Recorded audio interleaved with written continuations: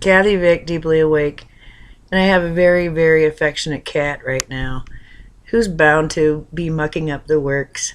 But I think we can both agree that a kitty cat visiting and going bump bump probably isn't the worst thing in the world, right? I mean, it's a perfect imperfection. It's kind of what I want to talk about today.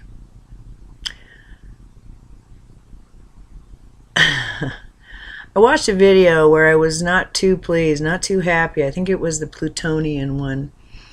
And I was really dealing with some life and death stuff. I was really dealing with some, am I going to stay or am I going to go kind of thing.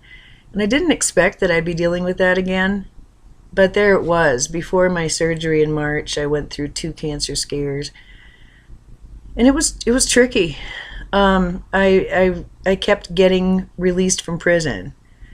And even after I had my hip surgery and I was having complications, what healed me from that was my relinquishment of fear. I'd gone in 3 times. My symptoms had not subsided. They'd gotten worse, and I was freaked. I was an old nurse. I'd seen plenty of failed hip replacements.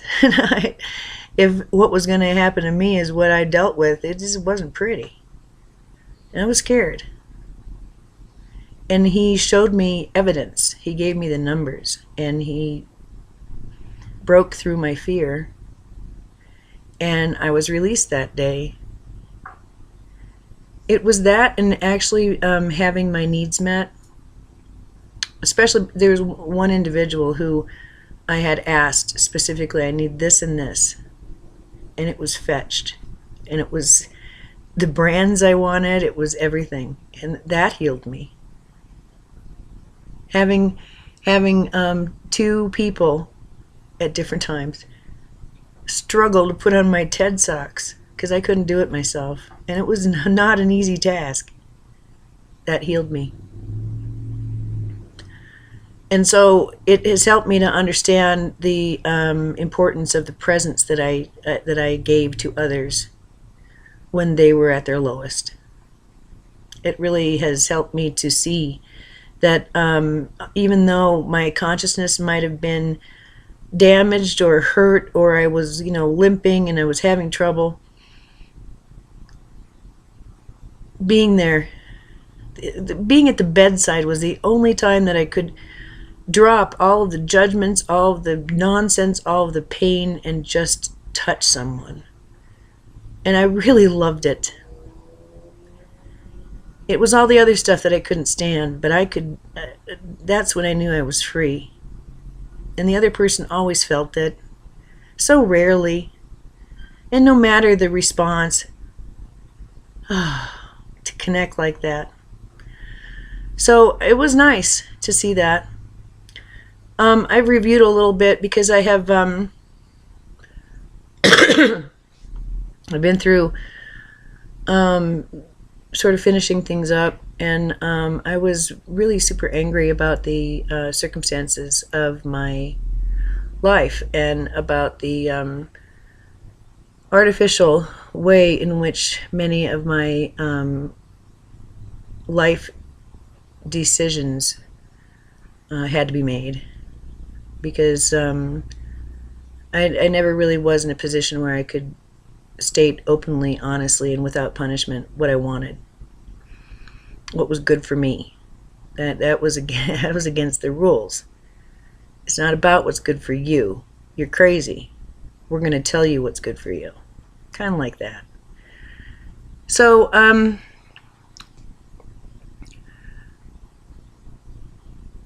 it took me a long time to figure out why. Why the sense of unreality with everything and with everyone?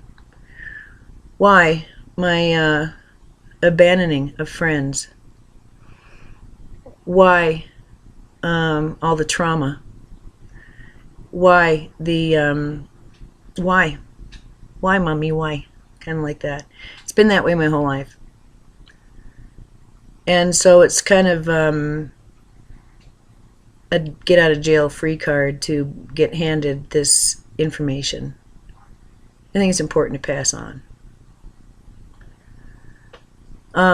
For me, as a psych nurse, I literally went into psych nursing because I had witnessed the mental illness in my family, and I had to figure out what makes a human being intentionally harmful to another, to someone they're saying they love, to someone who they're choosing to be around.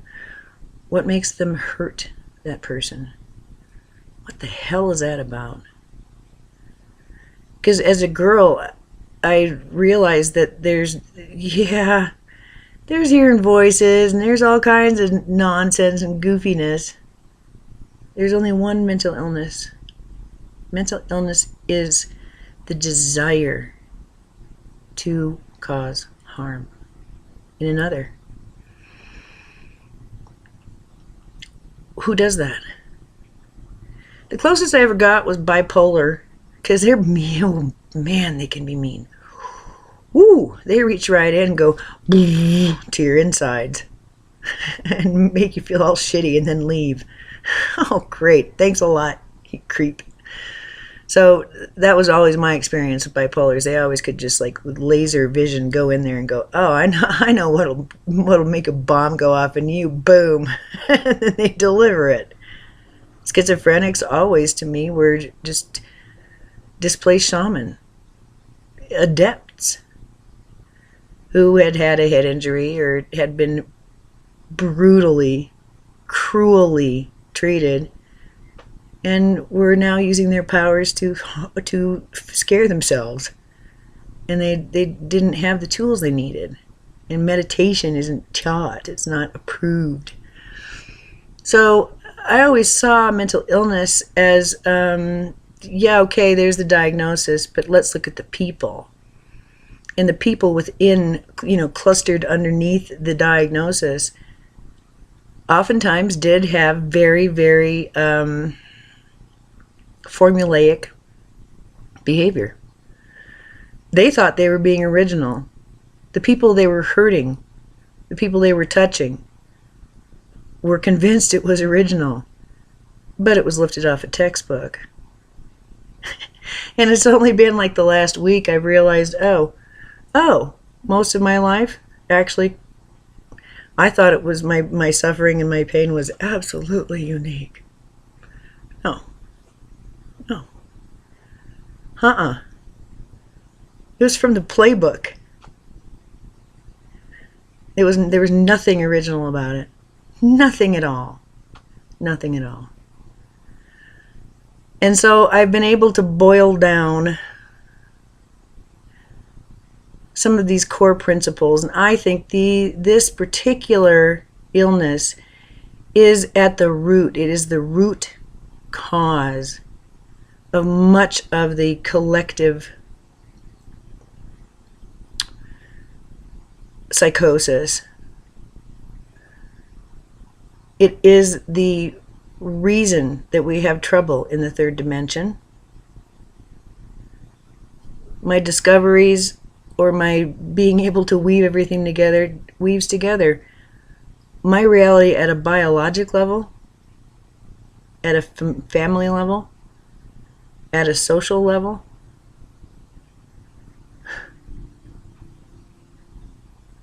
but also at the community level, at the global level, at an energetic level, a harmonic level, a galactic level, and goes right to source, to this pure issue of self and other, of the cleave, of projection, of distortion. And so it is a beautiful thing to watch a lifetime's suffering drop because it's finally in context. It's just that the context was quite big and I had to wait for it. So what I notice, and I think you can see this, let's just take the last one, shall we? Let's just take Judge Kavanaugh. Let's do that, huh? So he lies his way onto the bench, and now he's going to get promoted by the head turd. And it comes out that he attempted to rape a girl in high school. And what does he immediately do? I didn't do that. And that is the maddening reality of anyone who has been harmed by someone like this. I didn't do that. You're a horrible, awful person for even saying that. How dare you? Hoo hoo hoo hoo. What's at the heart of that one? Let's just think it through. Take a couple steps back. What's that indicating, guys? It's an indicator of dissociation. And once I realized that, I mean, I've done work on the energetics of the this boom boom kind of thing, where everybody's running their energy through each other, and no one's having their own experience. They're all having each other's experience. So I've worked with that a little bit. This goes further. What I'm realizing is that it is when as the scene played out, I saw someone I adored, and I felt immense love and terror all at once, and hatred, all of these really primitive emotions. And it was so painful that in meditation I said, hey, help me. And Jesus showed up and said, hey, I can help you. Stand up. Just stand up. And I had to disengage from this experience I was having, where I didn't exist anymore. I was experiencing myself through another person. And when I stood up, everything changed. I felt very isolated at first, and scared and disconnected, because it wasn't this raw, primitive thing where I didn't exist anymore. I was actually experiencing my observer self, and experiencing that as loneliness somehow. It passes. What happens with this kind of experience when someone has actually either the bottom line is that you're harmed. That's the bottom line. And when you say ow, you're told, hey, what are you talking about? You're evil for saying ow, A. And B, I love you, I'd never hurt you. And C, what were we talking about again? Like that. Denial is a dissociative device. Denial is a dissociative device. Those who perpetrate harm, imagine it, think of it, when you've actually hurt someone, when you've actually fucked up, when you've actually you've done something. It's not that you got caught. It's that you really finally comprehend just how debased this was. How unthinkable. How unimaginable. How bad. There's a splitting that happens. There's a splitting that happens with that.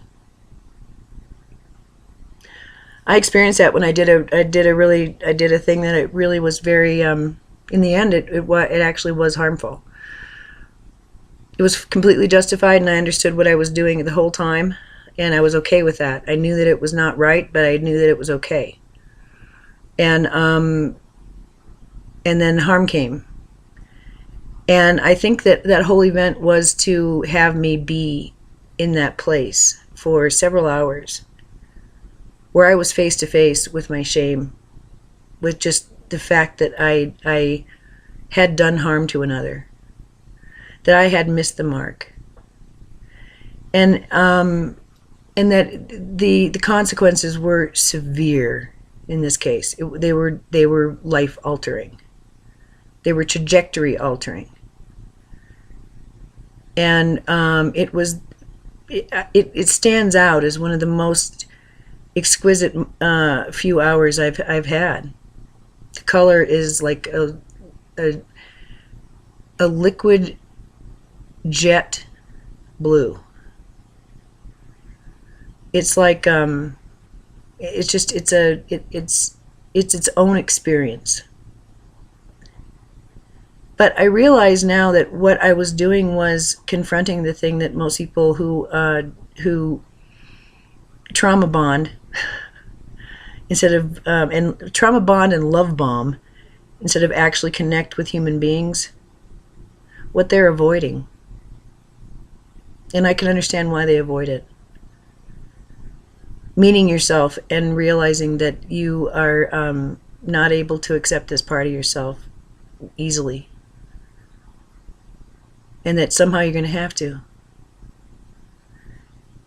It was accepting and becoming and then integrating with great darkness. And it was not an easy afternoon, I'll tell you. That was in March of 2016. That was a big day. But I think it helped me to realize that this is one of the reasons why a lot of people who do harmful things, like Kavanaugh, like pretty much every single human being who I put into a position of authority or power in my life, pretty much. And it's really, really hard when you have a whole bank of people, as far as you can see, looking at you and saying that your reality is dangerous, it's inappropriate, it's harmful, that your thoughts are putrid, that your thinking is flawed, that your personality is beyond redemption. All right, well, if you got one person like that in your life, well, good luck with that. When you've got a whole chorus of them, you got to get right with some shit. You got to figure out who's real and who's not. What's real and what's not. What's right and what's wrong. Who's good and who's bad. It's tricky. Because the only thing that's required is to never admit it's going on. Because it's dissociative. It's not because it's evil. It's because it's dissociative state. And the person who's doing who's like the node of trauma, who bonds with trauma, they can't see any of that. They don't have an observing ego. It's gone. And the lenses with which they see require that they don't see certain things. Denial is a dissociative device. And so this part that does harm, that doesn't give a shit, and in that not giving a shit creates neglect and suffering in someone they say they love, who's supposed to, give them goodies and make them feel better socially or whatever.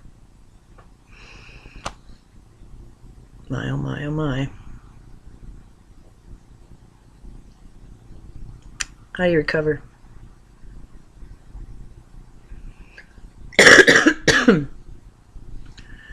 It was so thick with me that I had to take on I took on a lot of the characteristics, and I have witnesses to my own debauchery and debasery.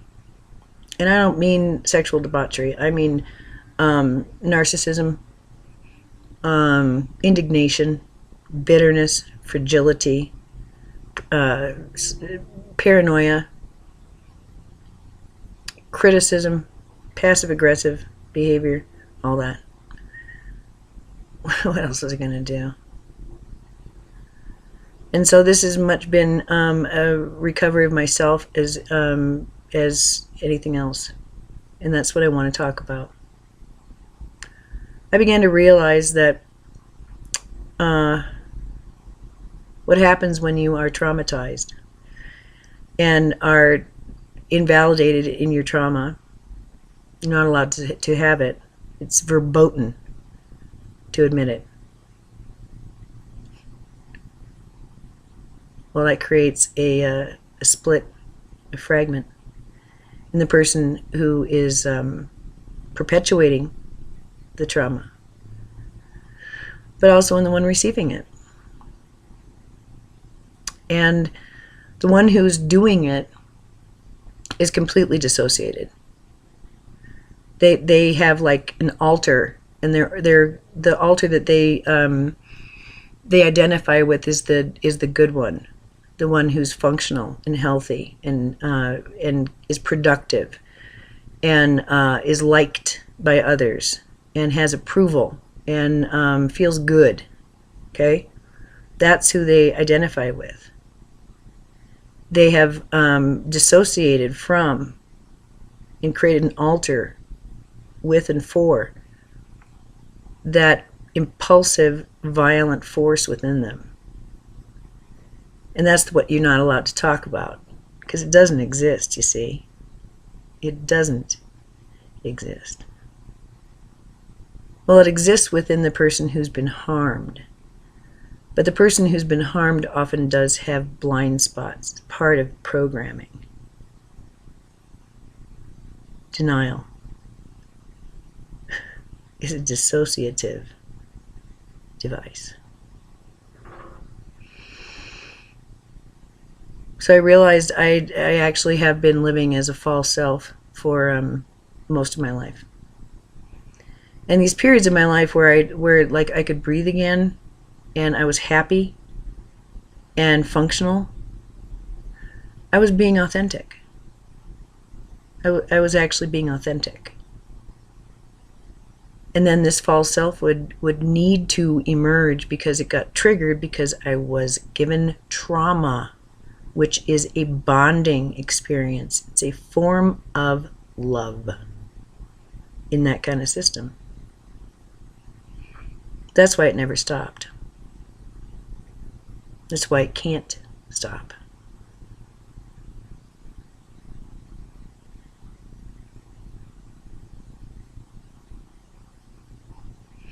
And I don't really have any bad feelings anymore, because I realized that even though I was manipulated and hurt as a result of all this, and there were opportunities that I wasn't able to have, and there was joy that was that I cordoned off from myself, and that others cordoned off from myself, and the cruelty was just like so thick, and just like unrelenting.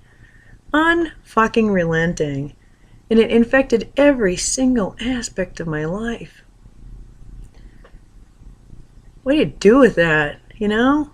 Shit. Well, I'll tell you what I realized. This isn't individual. You think I'm that unique? You think that our family's that clever? Like I said, what happened to me was lifted out of a textbook. I thought it was unique. It wasn't. This is the energy, guys. The energy requires that you dissociate. It requires that you have a false self. It requires that you begin to think that false self is actually the most important thing, because it's getting rewarded and you aren't. It requires denial, dissociation, and splitting, fragmenting. It comes from a disorder in understanding about for what free will is. and what sovereignty is. That's all. It's the energetic of running your energy through someone else. And oh, what a lovely sense that is, because you don't exist then. Ah, finally free. Ah, finally free. No, you're not finally free. Not at all. And you're not connected with an unending supply. You're connected with death. You're connected with mortality. You're connected with storyline and pathology and misunderstandings. So, the question always is, am I able to just love anyway? And that was my question. All right now that I see everything a little bit more whole, yeah, I'm not going to be saying love very much more. That is a big, huge, fat distortion around here. I will be describing how I feel, what I'm aware of, but I will not be using that word to describe me. When I use it, I'm using it for the social conventions only. But I fully honor that that love isn't possible with false selves. Only recovery, only healing. And I think that's part of the confusion that I've been having. When I do start feeling good and I offer my authentic self, but with all of these roadblocks, because of issues I had with self-worth and with boundaries and things like that, the personality structure needed to be tinkered with, because that really is the gate, the flow. That's the gatekeeper, is the ego and the personality, and what kind of meanings are assigned to the outside and the inside. So that really had to get reworked, and it has. What I'm realizing is that it's really been helpful for me to see that through all of this, one of the reasons I survived so well is because I had an authentic self that wouldn't die. And I knew enough to nurture it, to nourish it. And I began to learn how important it was to protect it. But I never really wanted to admit that I was around people who would snatch it. That was like verboten too. But, joy is definitely something that is on the table for destruction. Freedom, a sense of happiness, a sense of accomplishment, a sense of purpose, all that stuff, at least encoded within my biology, it was pretty much forbidden. So the truth is, it just doesn't matter. My fucking story doesn't matter. It doesn't. The only reason that I would possibly want to do this is so that I can heal it. And I realized I don't heal that by helping anybody else. I do that by recovering myself. I understood at a very fundamental level, was one of the things that led me to a series of really, really big moments and some very big reveals, is that this will never change. This is the energy. I had a little sit down with that energy, and it smiled. And it just couldn't believe me. It couldn't believe my tenacity. As it sat there and said, we're not changing. We don't want to. We have no intention I was like, wow. Okay. I get it finally. There is no fixing this. There is no bringing along. And it's because they don't want to be brought along. Oh, that doesn't make them bad. I'm talking about the third wave. I'm not talking about any individual here. I'm talking about the third wave. I'm talking about the ones who are perpetuating the hurt. Okay? They don't want to. Okay. Duly noted. Thanks for your honesty. In that moment, I realized, okay, that's what was, it had, I had asked what's healing. What is it? What's all this healing stuff about? And Jesus came and said, it's, you can't heal until you relinquish your attachment to healing. Basically, your attachment to outcome. But we must relinquish the need to heal.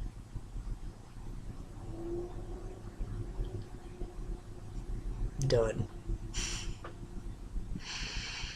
Because this actually was an insertion, and he's been coming through again and again, and this came through actually the first time in the 80s through a mentor of mine who asked me, just sort of in a non sequitur way, Kathy, why is it, do you think, that Jesus didn't go to the Roman barracks once he resurrected? Why? And that little koan's bugged me for a whole lifetime, until I finally had that meditation. And I realized he didn't go there because he recognized they were just fine. They didn't need a healing. They couldn't have accepted it if it had been offered. It was inappropriate to offer. And that's okay.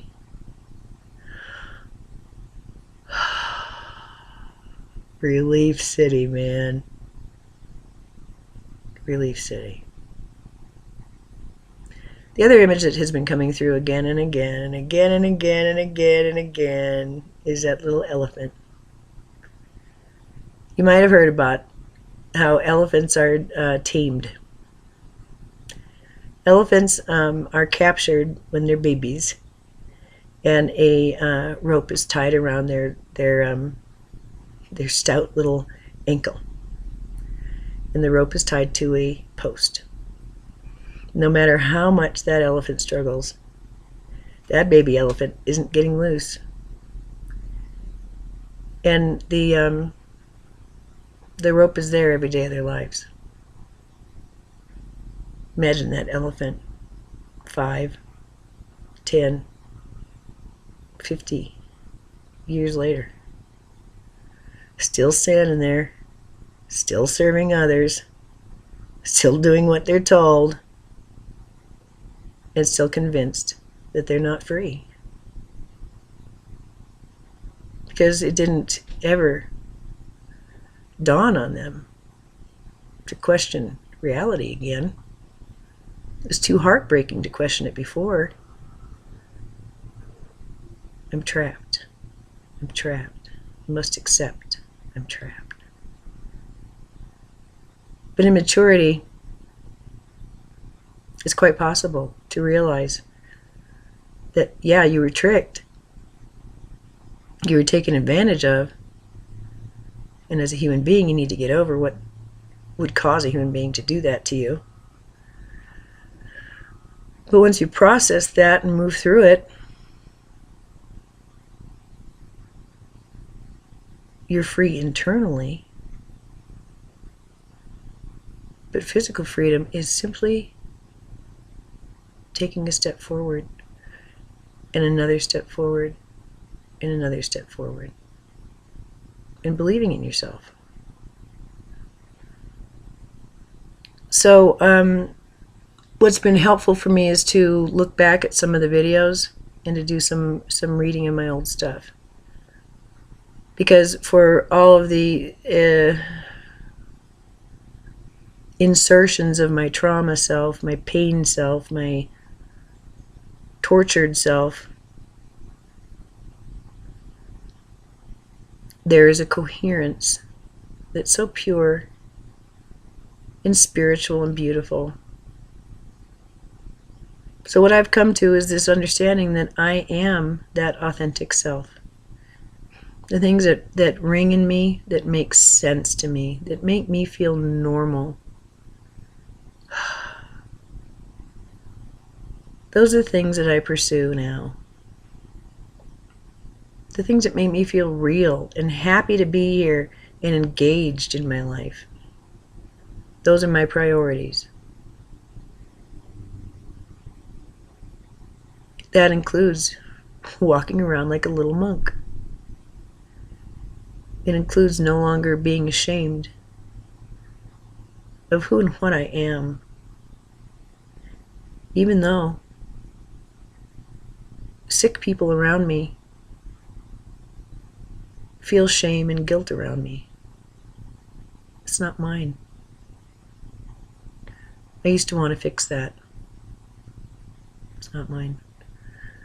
The best I can do is to demonstrate to them that I don't think that's necessary, because I think they're just fine. That heals it. Because for all the party fouls that have gone on in my life, oh my God! Oh my God! It's just stunning. I realize, oh my God, for every single nasty, nasty little nugget of shit, there were gifts galore. And that pisses me off. I was like, really? Why did I have to have all these good things happen in such a shit context? Well, dear one, it's because that's the context you were dropped into. Lemonade for one. But I didn't think that was quite right. I prefer to share my lemonade. So I hold everybody harmless. I did this on purpose, I recognize the pain. I understand the suffering. I get it. And I don't think that it makes anybody bad people. It makes us hurt people, unrecovered people, energetically less astute people who just need to learn a little bit more and who don't want to. Oh well. Oh well. So I realize I stay in my authentic self simply by having the belief, the understanding that it's appropriate for me to be happy. It keeps coming through. God is really super happy. Super, super happy. And is so happy to be me. I mean, like, super happy just to, like, be me. If God is pleased with me, if God is in here going, whee! If you have an issue with me, well, I'd suggest you start going to work on that, because it's your issue, it ain't mine. I and my God are one. The God which indwells me is well pleased, is well with my soul. And I no longer partake. Thank you. I don't ever have to fix myself ever again. And this has always been the mandate, that I'm the crazy one and I'm the one that needs to be fixed. And as long as I can get my shit together, then, yeah, talk about projection. Okay, that's just fine. Enjoy that.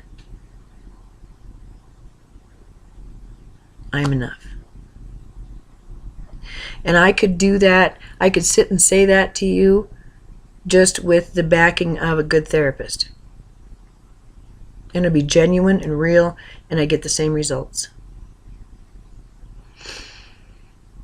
But I have visceral knowledge, physical, emotional, spiritual experience that is in my DNA. It coats my skin and has healed my brain, my body, and my heart. And it cannot be denied. It is the physics which does not argue with itself. It is divine. There's no word to describe it. Love is not an appropriate word for this. The way that it's love is used in this consciousness, it is not appropriate to use. It's an all-encompassing knowledge of not just being accepted, but being vital, being significant, regardless of task. It's not about task completion. And, you know, you can't talk about soul to somebody who hasn't touched theirs and is afraid to. It's been said, well, you know, when you say you create your own reality, the trouble with that is you got to sit down and take responsibility for all of your crap. Yeah, I guess. And if you do an inventory like I have of the shit I've done and the shit I've had to eat, whew, it is pretty hard. Pretty hard. And that was something I had to do, but I've seen other people recover without doing that. I had to do it because I needed to discuss it. This is the book. Personality Reintegration, the Theory of Validity. This is the book. And I'll be doing research for this one. In nemetics and in epigenetics and in a lot of shit. Because this does encompass a lot of disciplines, this energy. And I've finally been able to describe it because I was willing to live within it and come to terms with it. What you have to understand is that I don't hold any malice. I am the representative of hundreds of individuals over time who perpetrated and had to cope with abuses, violence, and torture I cannot fathom. Lightly thinking about some of the things that have gone on in my family lines can make you a little queasy. Mayhem and just mental illness, which I see is just being mean, acting out, being immature, hurting someone else because you're hurting.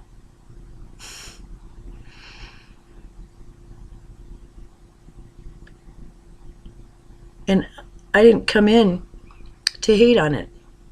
I didn't come in to shame it. I've done that plenty of times because it's shame producing, and I, flick my nose at it sometimes.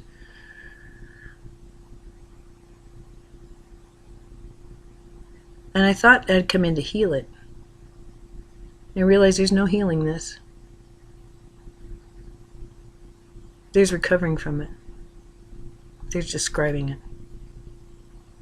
There's identifying the triggers and what happens. This is dissociative reality. It's a distortive reality. And this is why it's so distortive and distorted. Because you're required to step in and out of pain cells, of selves that are triggered by trauma. Pretty amazing, huh? And then there's this whole vast lot of people who just don't use that language, who don't love bomb, who don't flatter, who don't abandon, who don't neglect, who don't run games, who don't criticize. They don't do any of that. And it's like being in a church. It's like being in a forest. It's shocking to me, or it was at the beginning when I felt it. There's an absence of this energy, and I can feel, and that's one of the, I'll end that way. Oh, how am I going to protect myself? How am I going to survive? How am I going to go forward? I have to be so clever. I have to always be on guard. I have to say the right thing, do the right thing, manage the script correctly. No, I know energy. And energy isn't out there. Energy is in here. I'm a representative of a system. Sure, yeah, I represent a multi-generational, I don't know, malfunction. That's all. I'm not from around here. I came in specifically to do this. I've been saying since the 90s I came in here to ascend. And I've known since I was a girl what was ahead for me. I didn't come in here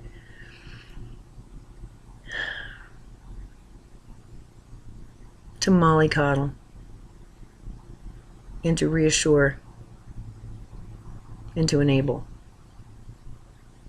Neither did I come in to destroy and humiliate and shock and mock. I came in here to solve a problem of connection from this problem. Flows so much. So many different kinds of abuse. And lifetimes that are led out of alignment because they're not being led by the person who even came in, but by instead these pain behaviors, this pain self, this tortured self.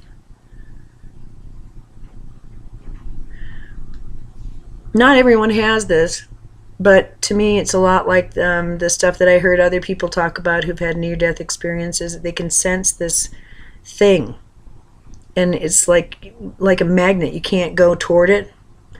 It's really repellent, and it's been called the ick. I call it the suck.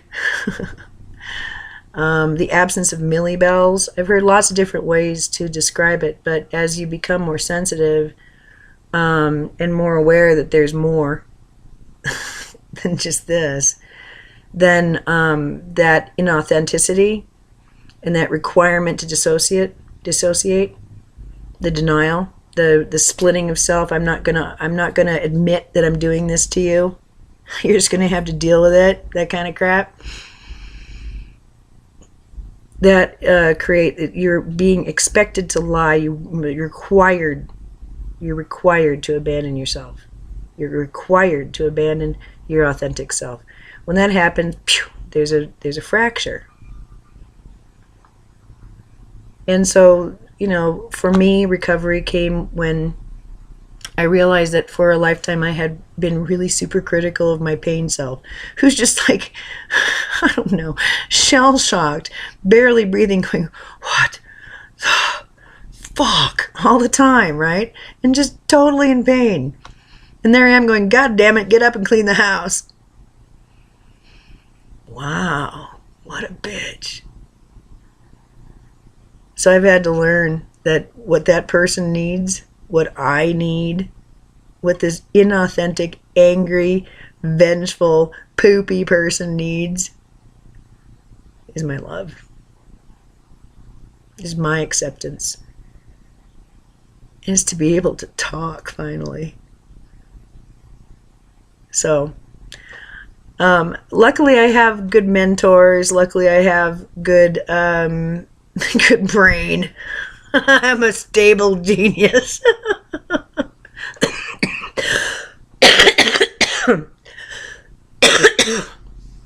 But this is my work. I think I'm going to do a novel and short stories for fun. But yeah, this is part of the work. And I don't feel that weird inauthenticity of, oh, if I say it, then it won't happen. It's like, yeah, I'm just letting you know.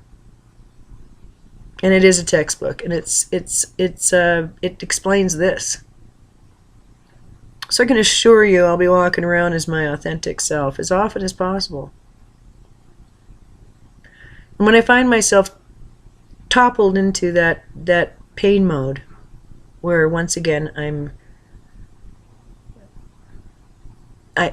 mute and filled with righteous indignation and anger and resentment and hatred.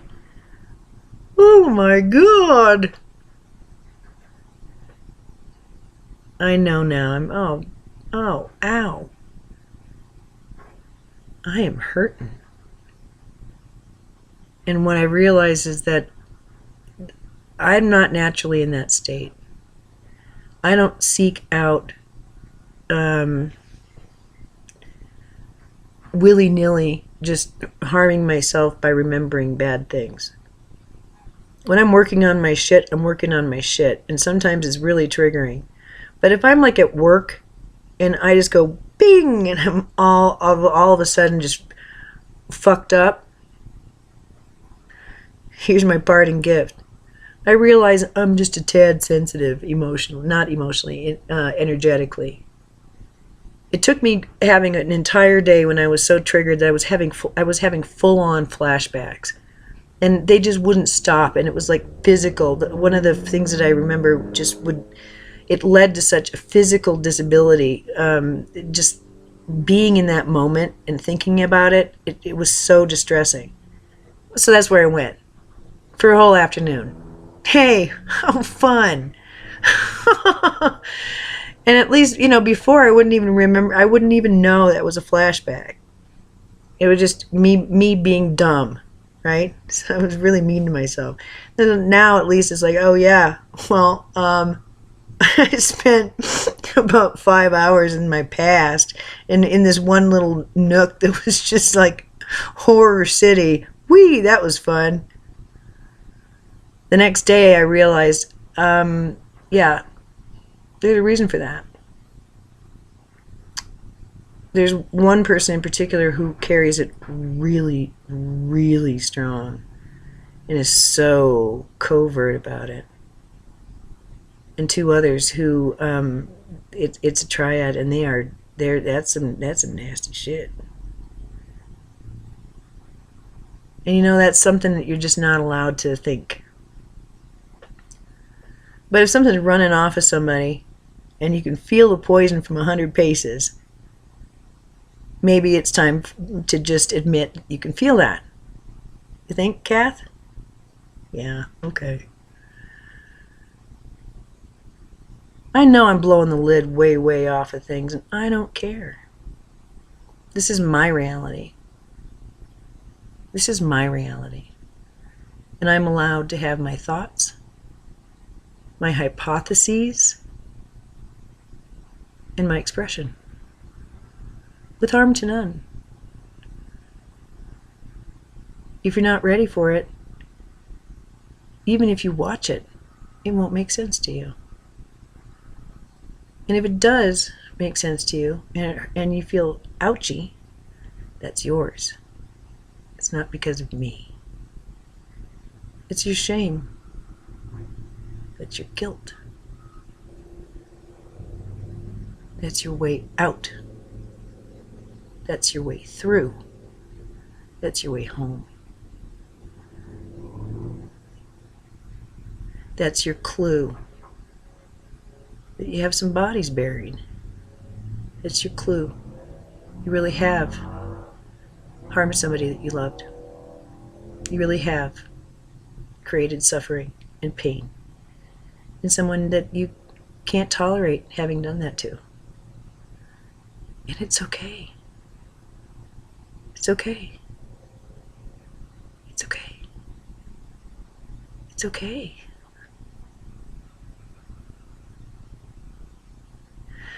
This is as much about recovering the person who's done the harm as it is recovering the person who's been harmed.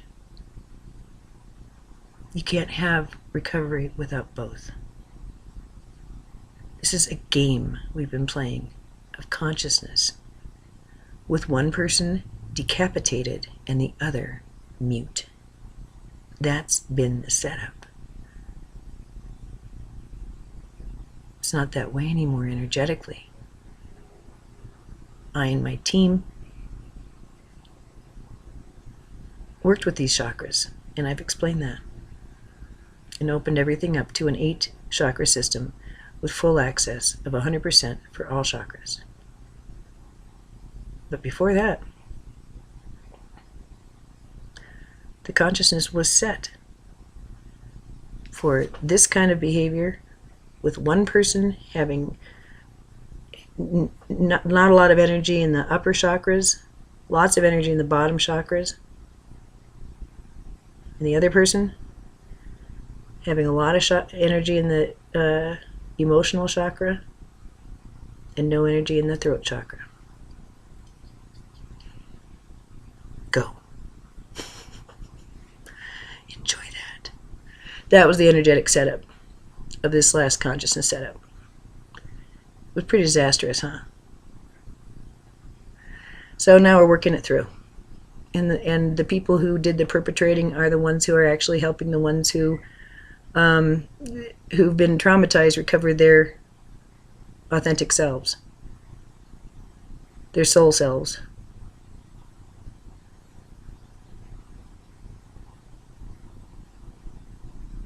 There's a ripple effect. Then other people go, oh, yeah, that shit's in my life too. I'm going to fix that shit. Now that I see that they can do it, I'm going to do it. And the ones actually doing the harm, I've just described the first, the second, and the third wave of ascension. This has always been about ascension. It's not about having a bad soul or having a crappy personality. It's about what role did you choose to play at this time of grand enlightenment on earth. Do you think that I hate the people who've hurt me? I know how big they would have to be to actually stand on my arrows. Who would a true master, my greatest guru, would I allow to do that? It's a paradox. It's a conundrum. And it boils down to sovereignty, free will, choice.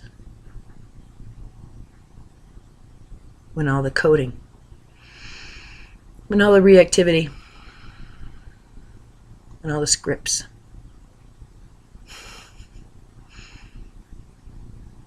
run out, or your interest in them run out, what's left? the same thing that many of us became intimate with that very, very, very first time we were harmed. Our God.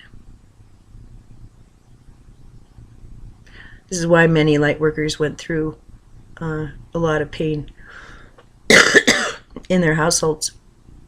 It's a conscience generator.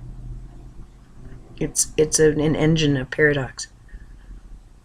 And this consciousness is very, very paradoxical. It's highly distorted.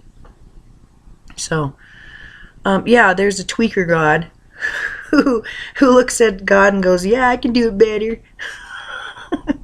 Leave me alone, motherfucker." And went on to spawn, creatures that tried to do all kinds of stuff within this galaxy. And they did it, and they messed it up. And they all get to go home. Being able to see this on so many levels at once is so, so calming. It ties everything together. It makes me feel whole.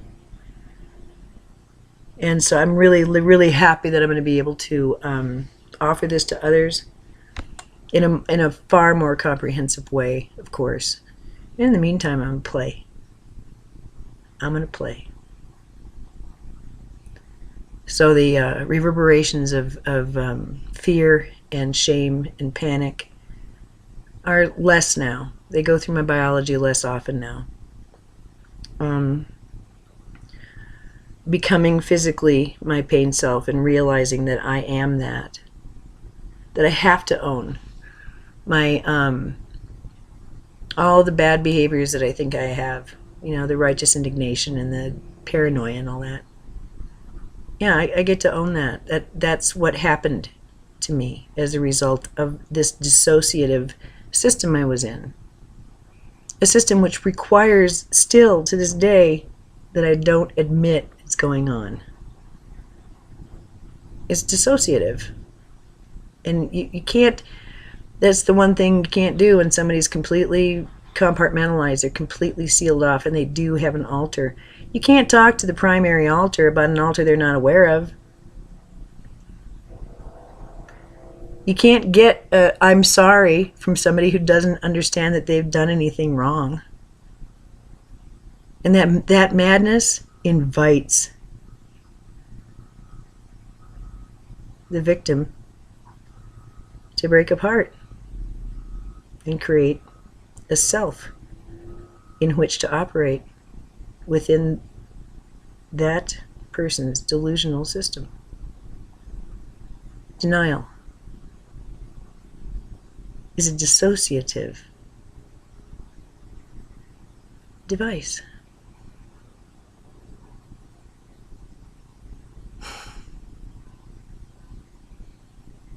I'll review this. Hopefully I'll post it. Hopefully I'll be brave enough. And that's that.